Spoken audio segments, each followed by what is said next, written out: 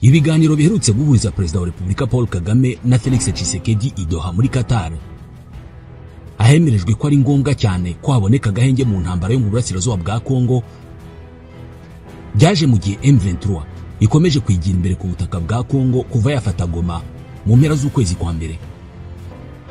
Ikinyamakuru Jeune Afrique cyanditse ko muri ibi biganiro hanasinywe amasezerano yo guhagarika imirwano. Kitesa aya masezerano yo guhagarika imirwano yashyiriweho umukono i Doha ku itariki ya 18 kwa gatatu azubahirizwa.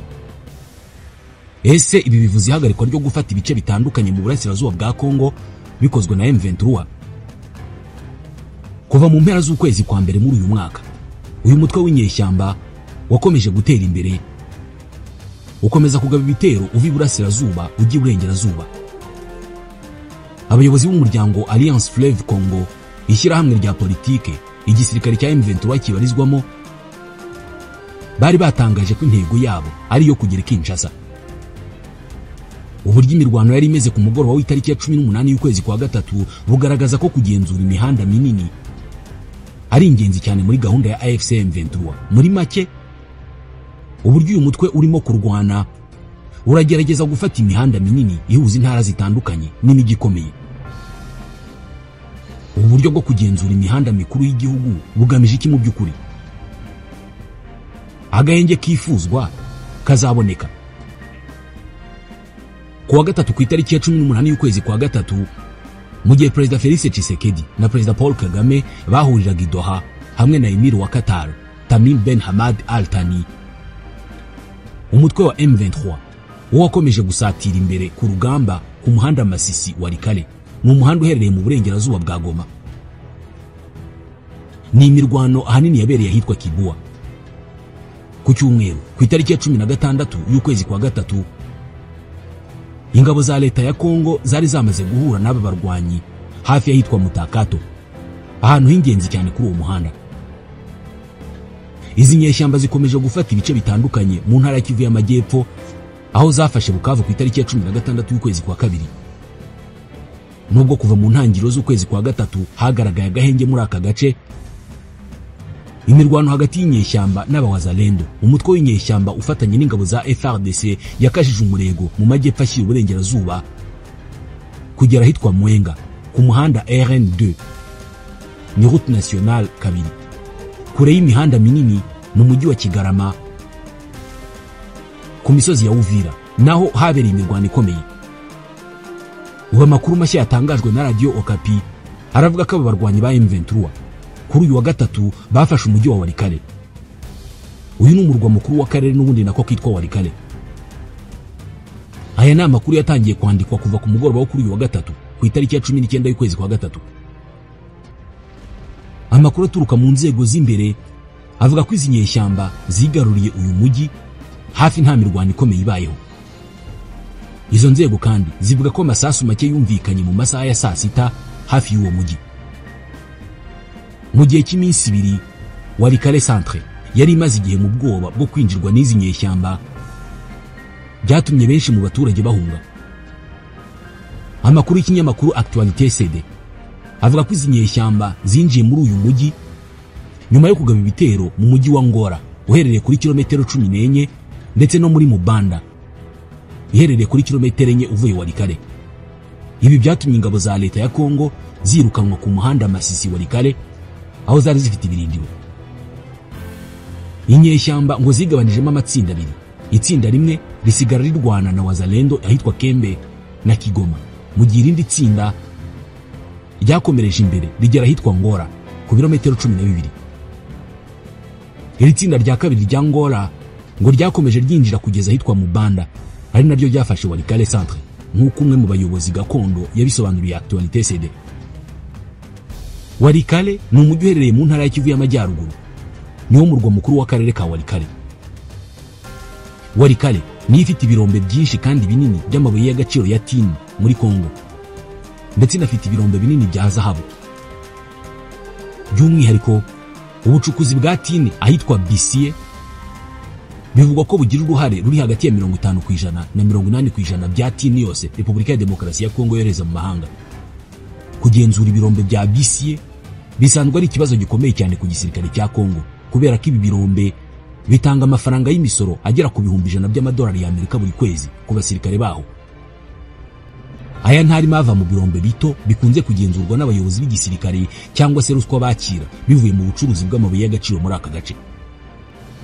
Uretse ibi, Walikale iri ku nzira igana mu majyaruguru Ikisangani. Ingabo za Kongo ntabwo zashoboye guhagarika abarwanyi ba M23 ngo zibabuze gufata uyu mujyi w'ingenzi cyane muri uru rugamba. Ibi byabaye nyuma y'amasaha make Perezida Felix Tshisekedi atangaje ko umushahara w'ingabo ziri ku rugamba wiyongereye uva ku madolari 100 ugera ku madolari 500 buri kwezi.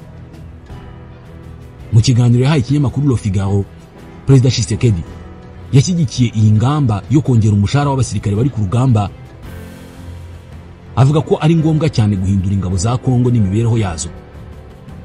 Yazivuze nk'igisirikare kiri mu bwoko butandukanye bw'ingabo bwagiye buhurizwa hamwe n'amatsinda y'inyeshyamba atandukanye. Ati ni ingabo zitandukanye zavuye mu matsinda atandukanye, atari ko tugomba kubahuriza hamwe bakavamo igisirikare gikomeye. Iyi nyongera y'umushahara ku basirikare bari ku rugamba ibaye mu gihe ibikenewe mu rwego rw'umutekano n'imfashanyo mu rwego rw'umutekano byose byiyongereye cyane, bigera kuri 3% by'ingengo y'imari y'igihugu mu mwaka wa 2021, biza no kugera kuri 22% mu 2023. Gahunda y'imyaka 5 y'ingengo y'imari ya guverinoma yatangajwe mu 2024 yateganyije amafaranga arenga miliyari 18 z'amadolari ku bijyanye n'umutekano no kurinda igihugu, bingana na 20% by'ingengo y'imari yose.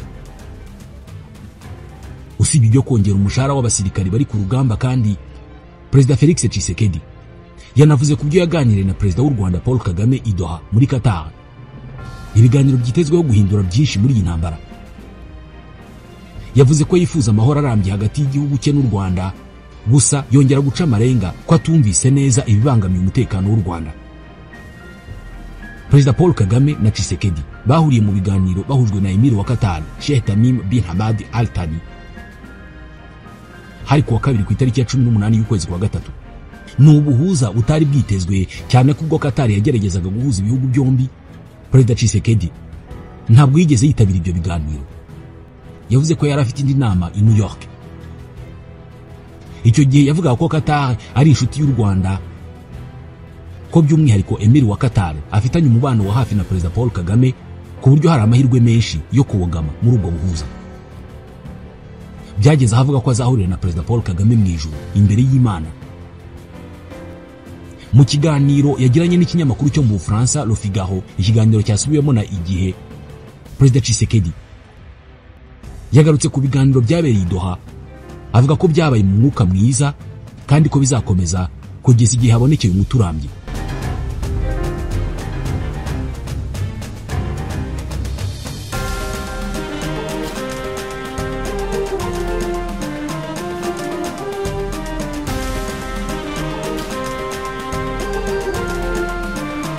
Perezida Tshisekedi yavuze ko ibijyanye n'iyi nama yamuhuje na Perezida Paul Kagame hamwe na Emir wa Qatar ngo byatangiye kugirwamo uruhare n'intumwa za Qatar mu kwezi kwa kabiri hagati. Ati inama yabaye mu mwuka mwiza, intambwe y'ibanze yaratewe dufashijwe n'intumwa za Qatar. Ati nahuye n'umwe mu ntumwa za Qatar mu kwezi kwa kabiri hagati mu nama yiga ku mutekano ya Munich. Ati intambwe ikurikiraho izatangazwa kubera ko icy'ingenzi cyari uguhagarika imirwano ako kanya nta yandi mananiza. Ati ibiganiro bigomba gukomeza kugira ngo haboneke umuturambye. Qatar isobanura ko ubuhuza bwayo budakuraho izindi nzira zemejwe zo gushakira umuti ikibazo, ni ukuvuga ibiganiro bya Rwanda n'ibya Nairobi, ahubwo ko ngo bugamije kugarura icyizere hagati y'impande zombi. Ni inama yabaye mu gihe muri Angola hari harimo kwitegurwa indi yagombaga guhuza umutwe wa M23 na leta ya Kinshasa. Iyi nama y'ubuhuza ntabwo yabaye kubera ko M23 yanze kuyitabira nyuma y'uko bamwe mu bayobozi b'uyu mutwe bashyiriweho ibihano n'umuryango w'ubumwe bw'Uburayi. Perezida Tshisekedi ntabibona mu buryo bumwe na M23, birumvikana. Mu gihe M23 ivuga ko ibihano by'Uburayi ngo bitsikamira inzira y'amahoro n'ibiganiro kandi bikaba biri mu gushaka kwa Tshisekedi, Perezida Tshisekedi we yavuze ko ikibazo ari M23 idashaka amahoro. abajijwe icyo atekereza ku bivugwa na M23 ko umuryango mpuzamahanga ukomeje kubangamira inzira z'amahoro ahubwo ugashyira imbere gushyigikira ibyifuzo bye by'intambara, yavuze ko ibibazo byose biterwa n'u Rwanda. Avuga ko u Rwanda rwitwaza guhiga abagize uruhare muri jenoside rukagerekaho kwiba amabuye y'agaciro ya Kongo. Ati mu myaka 50 akarere k'ibiyaga binini kazaba gatuwe na miliyari 1 y'abaturage. Niba tutabanye mu mahoro, ndavuga amahoro arambye, wakwibaza akaga kazabaho. Ati mfite ubwoba bw'ubundi bwicanyi niba nta gikozwe. Ingingo ya mbere ikomeye ibangamiye u Rwanda mu kibazo cya Kongo ni umutekano warwo umaze imyaka igera kuri 30 ubangamiye kubera umutwe wa FDLR. Ni umutwe wivanze mu gisirikare cya leta, wahawe intwaro n'ibindi. Ni umutwe wagiye ugaba ibitero bya hato na hato ku butaka bw'u Rwanda, bigatwara ubuzima bw'abaturage, bikanangiza ibikorwa remezo. Perezida Tshisekedi yabajijwe niba yiteguye kwambura intwaro FDLR nka kimwe mu bibangamiye u Rwanda, asubiza ko nta shiti azabikora. Gusa yavuze ko ubushobozi bw'uyu mutwe wa FDLR ari buke cyane. Ati yego kubambura intwaro no kubasubiza mu buzima busanzwe nibyo gahunda ya Nairobi iteganya mu kurwanya imitwe yose yitwaje intwaro, yaba imbere mu gihugu niyo mu karere ikorera mu burasirazuba bwa Kongo.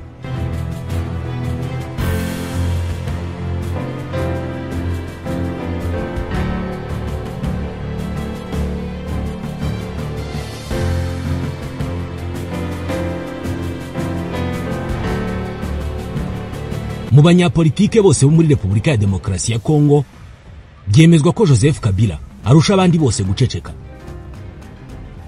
Uyu mugabo aceceka mu ndimi zose, aba hari ariko nta umubona. Jeune Afrique yo mu kumuvugaho ijya kure ikavuga ko afite kamere nk'iy'uruvu ruzi kwihisha hafi y'aho abantu babona ariko ntibarubone. Joseph Kabila afite impano yo guceceka no kutagaragara kuva yava ku butegetsi no kuva Felix Tshisekedi yatorwa mu kwezi kwa 12 mu 2018. Atangira kugaragara nyuma yo kuva ku butegetsi yabonwe muri Afrika y'Epfo, aho bivugwa ko yagiye kwiga muri kaminuza ya Johannesburg. Yongeye kugaragara kandi muri Namibia ubwo yajyaga mu muhango wo gusezera kuri nyakwigendera Hage Geingob mu kwa 2 mu 2024. Hanyuma ahura na perezida mushya Nentumbo Nandi Ndaitwa. Ni ingendo zisanzwe kuwahoza ari umukuru w'igihugu. Ibi byahise bihagararira aho ngaho. Yongera kugaragara ejo bundi mu ntangiriro z'uyu mwaka nyuma y'ifatwa ry'umujyi wa Goma na Bukavu, aribwo noneho hasigaye avuga mu itangazamakuru. Mu kwezi kwa 8 mu 2024 Perezida Felix Tshisekedi yashinje Joseph Kabila ko bari we wihishe inyuma yo kwihuza kw'ihuriro ry'inyeshyamba rya AFC M23 rirwanya ubutegetsi bwe. Mu kiganiro cyihariye yahaye abanyamakuru babiri b'abanyekongo icyo gihe, urubuga rw'amakuru rwa Congo Independent n'uw'igitangazamakuru Top Congo, Perezida Tshisekedi icyo gihe yashinje Kabila ko bari uri inyuma ya AFC.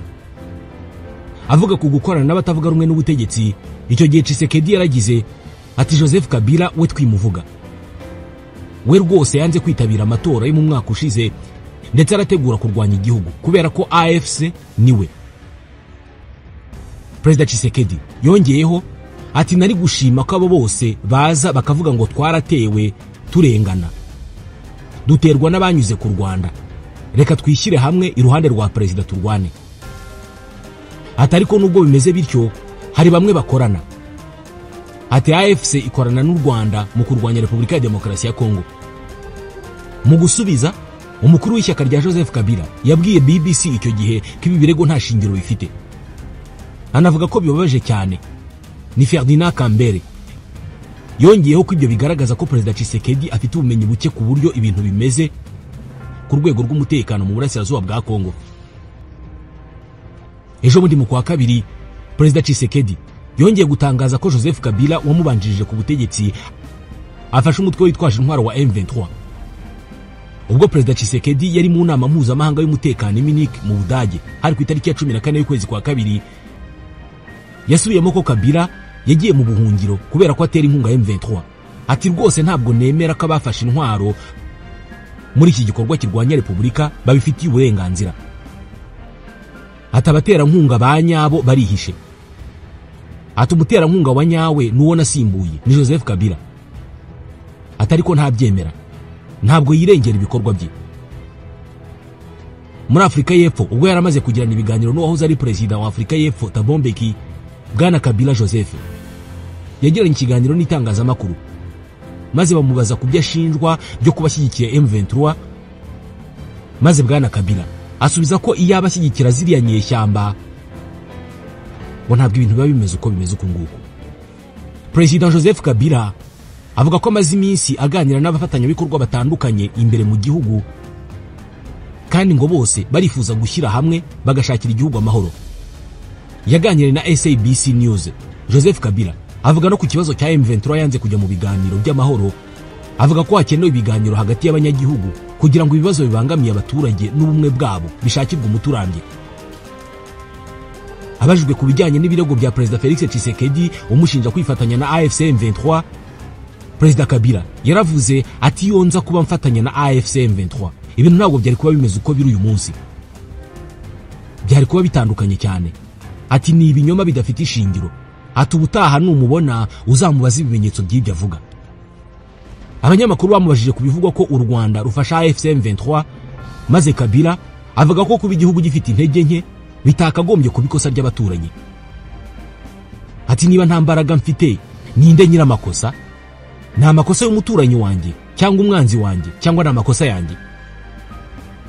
Yashimangiye ko Repubulika ya Demokarasi ya Kongo idakwiye guhora yiriza mu karere, igaruka ku bijyanye n'uburyo ari igihugu cy'ikinyantege nke n'uburyo ibindi bihugu bikomeye yo idakomeye. Agaragaza ko ari inzira idakwiriye, ahubwo abanyekongo ngo bagomba kwishakamo ibisubizo, bakicara hasi bakaganira ku bibazo byabo.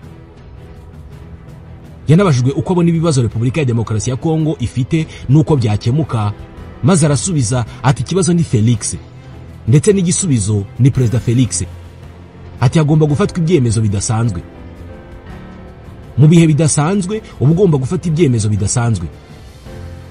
Ati ibi ni ibihe bidasanzwe Kongo irimo, ariko twiyemeje kugira uruhare muri buri kimwe cyagarura amahoro. Ku bijyanye n'uko umuryango mpuzamahanga wakwiye kuba witwara muri iki kibazo cya Repubulika ya Demokarasi ya Kongo, Perezida Kabila yavuze ko ikimuraje ishinga ari uburyo abanyekongo ubwabo bahangana n'ibibazo byabo aho guhora batekereza ku muryango mpuzamahanga. Yavuze ko abanyekongo bakwiriye kwibaza niba atari bo ntandaro y'ibibazo bafite, bamara kubimenya bakanatekereza uburyo bwo kubikemura nk'abanyekongo. Perezida Joseph Kabila yagaragaje ko ubwe atabona ingaruka ziterwa n'uko ingabo za SADC zava muri Kongo, cyane ko ari n'ingabo zari zaroherejwe mu bice bizengurutswe na Goma yamaze gufatwa na M23. Yabajijwe impamvu n'icyavuye mu nama yahuriyemo n'amashyaka atavuga rumwe n'ubutegetsi bwa Tshisekedi, avuga ko ari inama yaturutse ku busesenguzi bari bakoze nyuma yo kubona ko abanyekongo batagira uruhare mu bibazo byabo, abikora ashaka ko buri munyekongo yareba ku ruhande rwe mu birimo kuba. Ku bijyanye no kuba ashaka kongera kuyobora iki gihugu cya Repubulika ya Demokarasi ya Kongo, Perezida Kabila yavuze ko ikimuraje ishinga ari uguharanira amahoro nk'uko byahoze. Yavuze ko mu 2018 yagize uruhare mu nama ya SADC ubwo yari Perezida wa Repubulika ya Demokarasi ya Kongo. Ngo yabwiye abayitabiriye ko nubwo yaravuye ku butegetsi ngo Repubulika ya Demokarasi ya Kongo ntabwo izongera kuba igihugu cy'ikinyantege nke mu karere kibarizwamo. Yagaragaje ko icyo cyari icyifuzo cye cyo kugira Kongo ikomeye aho kuba cya gihugu gihora kirangwa n'umutekano muke. Ati abanyekongo ntabwo bashaka ibyo. Ati dusubiye inyuma aho byatangiriye mu myaka nka 16 cyangwa 17 wishize, Kongo yari ituje nubwo bitari 100%, ariko yari ituje bihagije. Ati ndetse byari no mu nzira nziza mu iterambere mu bukungu no mu zindi nzego. Yongeye kugaragaza ko abanyekongo bagomba gusubiza amaso inyuma bakareba ku makosa yakozwe ku bijyanye no kubaha iby'itegeko nshinga n'andi mategeko ateganya. Ashimangira ko imyitwarire y'ibihugu bituranye bya Kongo mu 2002 itahindutse ubu, kubera ko ngo byakomeje gushyigikira inzira y'ibiganiro bigamije amahoro, ndetse anagaragaza icyizere ku masezerano ya Rwanda. Avuga ko nubwo ubu ngubu bitarimo kugenda neza, ngo impande zirebwa nayo zizageraho ziganire. Abajijwe niba yicuza kuba yarashyigikiye Perezida Tshisekedi muri manda ye ya mbere, Perezida Kabila yavuze ko atajya akunda kwicuza kubera ko yizera ko uwakoze amakosa cyangwa se wagaragaje intege nke aba afite n'amahirwe yo kwikosora. Muri iyi ntambara irimo kubera mu burasirazuba bwa Repubulika ya Demokarasi ya Kongo, iyi minsi irimo kubamo impinduka zikomeye. Nko ku gicamunsi cyo kuwa mbere ku itariki ya 17 y'ukwezi kwa gatatu, abarwanyi ba Wazalendo bagabye ibitero ku nyeshyamba za M23 muri Bukavu bashaka gufata uwo mujyi, ariko nyuma y'imirwano ikomeye ubu ngubu inzira ya Bukavu Nyantende Nyangezi iracyari mu maboko y'inyeshyamba za M23 nyuma y'uko Wazalendo yagerageje kubambura ibi bice. Habaye imirwano ikaze yashyamiranyije impande zombi ku muhanda nimero 5 Inyantende Toyota na Nyangezi. Amakuru aravuga ko hari umuturage umwe wishwe, abarwanyi batanu ba Wazalendo nabo bagwa muri iyo mirwano, abarwanyi ba M23 barindwi nabo barapfa, umuturage umwe arakomereka ndetse n'umurwanyi umwe wa M23 nawe arakomereka, n'imodoka ebyiri za M23 zirangirika. Kuva mu gitondo cyo kuwa kabiri ku itariki ya 18 abarwanyi ba M23 bongereye abasirikare babo ahitwa Nyangezi bavuye Bukavu. Hari amashusho yashyizwe kuri internet agaragaza abarwanyi ba M23 barimo kwimurwa mu ijoro ryo ku cyumweru ku itariki ya 16 rishyira ku ya 17. Habaye igikorwa gikomeye cyo kongera abasirikare ba M23 mu mihanda minini, ku mihanda ihuza ahantu hatandukanye no ku marembo yinjira muri Bukavu. Ibi ngo byateye bamwe mu baturage impungenge, batinyaga ko hashobora kwaduka imirwano nyuma y'amakuru yari yatangiye gukwirakwira avuga ko Wazalendo ishobora kuza kugaba ibitero kuri uwo mujyi.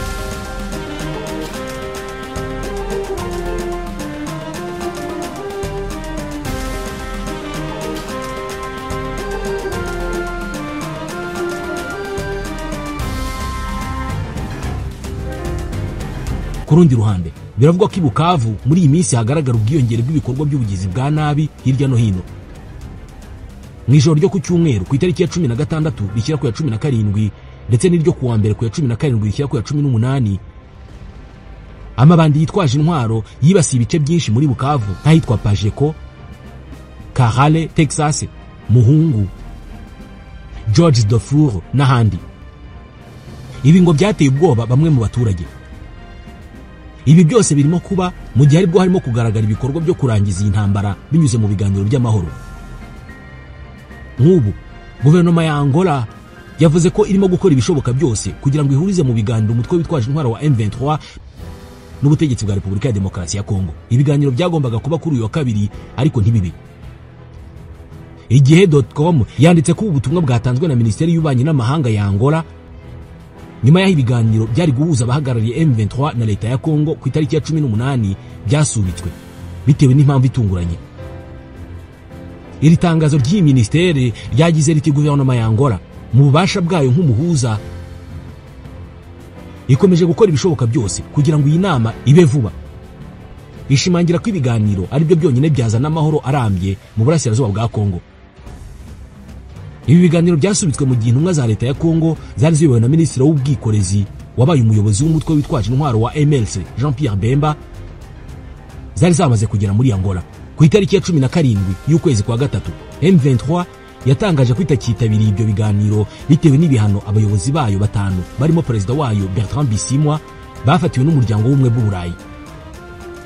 M23 yagaragaje ko ibi bihano bituma leta ya Kongo ikomeje ibikorwa byayo bigamije kwenyegeza intambara mu burasirazuba bw'iki gihugu, kubera ko birasa naho uyu muryango mpuzamahanga ushyigikiye ko leta ya Kongo itajya mu biganiro by'amahoro. Umuvugizi wa M23 mu rwego rwa politike Lawrence Kanyuka icyo gihe yaragize ati mu gihe bimeze bitya ntabwo ibiganiro bishoboka, kubera iyo mpamvu ntabwo umuryango wacu uzakomeza kwitabira ibiganiro. Emir wa Qatar Sheikh Tamim bin Hamad Al Thani ku itariki ya 18 yahuje Perezida Paul Kagame na Perezida Tshisekedi i Doha baganira ku mutekano w'akarere. Aba bakuru b'ibihugu bagaragaje ko bashyigikiye ibiganiro by'umuryango wa Afurika y'Uburasirazuba n'uwa Afurika y'Amajyepfo bigamije gushakira akarere umutekano urambye by'umwihariko uburasirazuba bwa Kongo. Bagaragaje kandi ko ibiganiro bitaziguye hagati ya M23 na leta ya Kongo bikwiye kuba vuba kugira ngo bikemurirwemo impamvu muzi y'intambara mu burasirazuba bwa Kongo.